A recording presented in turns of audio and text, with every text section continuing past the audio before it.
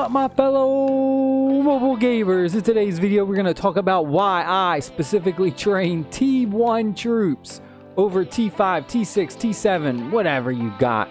Before we get started, make sure you guys and girls are subscribed to the channel. Make sure you also smash the like button.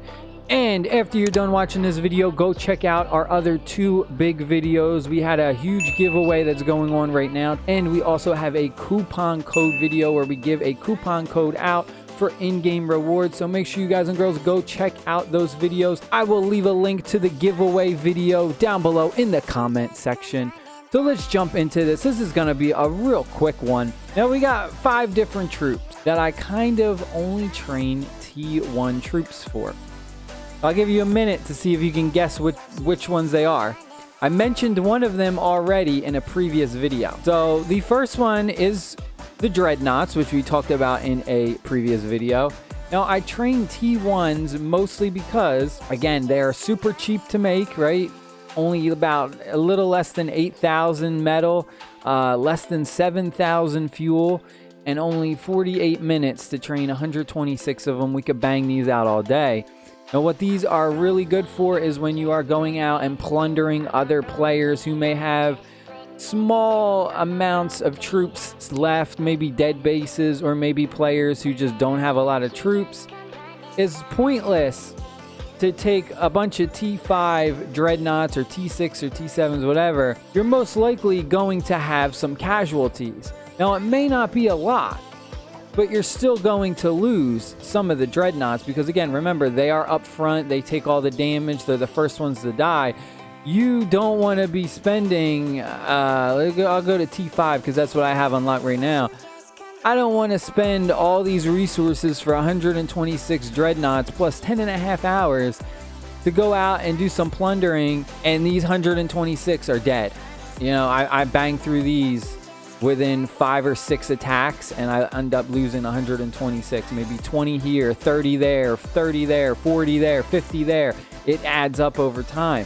So that's why I always use the T1s. I've almost 10,000 of these saved up. We send some of those out on our marches.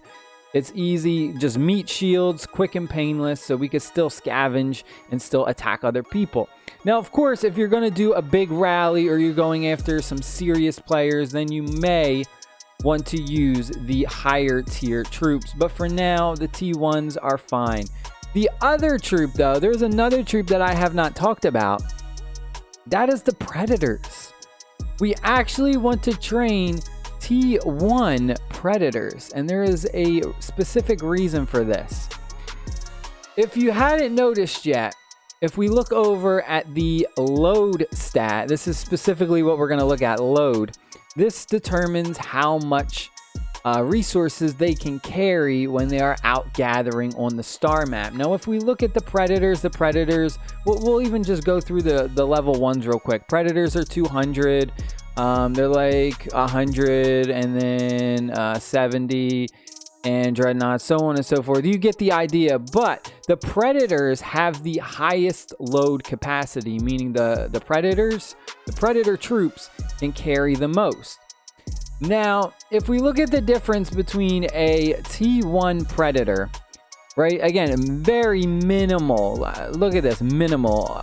A little less than 4,000 metal, exactly 10,000 fuel. We can make 126 of them. Again, it takes 48 minutes. Their load, 200. Okay. If we go and we look at our T5s that we can make. Okay, we got what? A 50 difference? Like, really? A 50 difference. That is such a minimal difference. And look at the difference, though, in the resources and the time. Look at the 189,000 for the metal. 500,000 for the fuel, 352,000 atom, and 226,000 plasma. And it's going to take us 10.5 hours. Is that really worth it for the extra 50 load? I don't think so. So you could train some T5 troops, you know, for war. They're very good for war. But mostly, I would be stocking up on these. I mean, we don't have that many right now. We gotta really work on building these up. But you want to have a ton of these T1 Predators. These specifically will be your gathering troops. You will send these out in the marches to gather your resources from like the super resources or just the regular resource tiles all around the map. But I highly suggest you do this. Don't sleep on this because this will make a huge difference. Somebody out there knows that the Predators have a higher load, so they're like, oh, I'm gonna stock up on Predators. Let's say they have T5 Predators and they're like this, and they're like, all right, I'm gonna start cranking these out. Takes them 10.5 hours and all these resources. 126. Meanwhile, we got this guy over here who watched my videos, right? We got a smart guy who watched my videos and he is following my tips. And he goes and he's like, all right, I got T5s, but man, I just watched Still Alive Gamer Guy, Pistol Pete's video about this. So I'm gonna start cranking out these T1s and start gathering resources even faster. That guy, 48 minutes, we will just round it and say an hour. This guy's making 126 every hour. So in 10 hours, this guy's gonna have 126. In 10 hours, the guy who watched my video and paid attention to this is gonna have what? Over 1,000 of these trained up with very minimal hit to his resources. Very minimal hit to his resources. While this guy just blew through 500,000 fuel. And not to mention the other stuff. So those two troops in particular are very important to pay attention to. The game, I'm going to say this, the game is not that heavy in the pay to win. It is pay to win in an aspect of it because you can spend a ton of money and advance faster than other people. But if you are free to play or even only spend $20 or $30, you can get really far in this game. You can compete with the whales, with the big spenders, if you are smart about the tactics of these games. When to train them, when to do different things.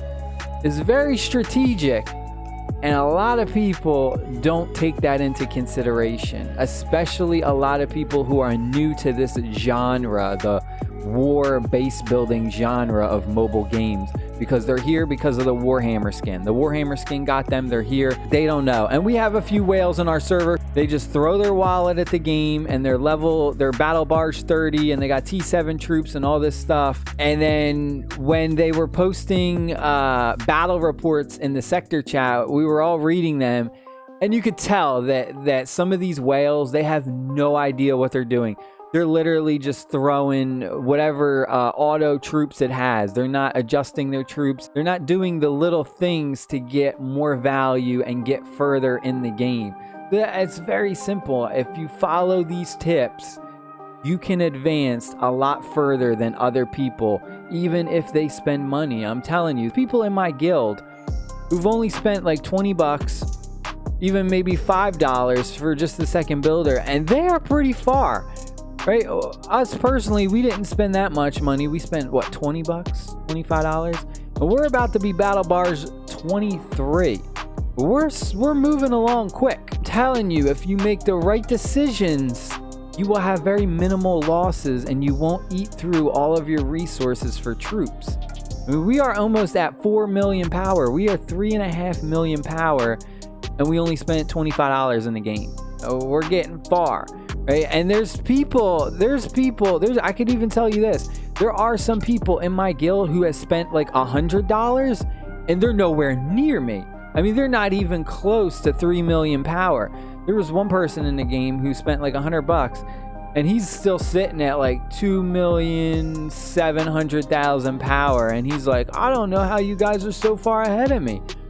I'm telling you, there's very specific tips and tricks that you need to follow in order to get further in this game. So I hope you guys and girls understand. I hope you are ready and prepared.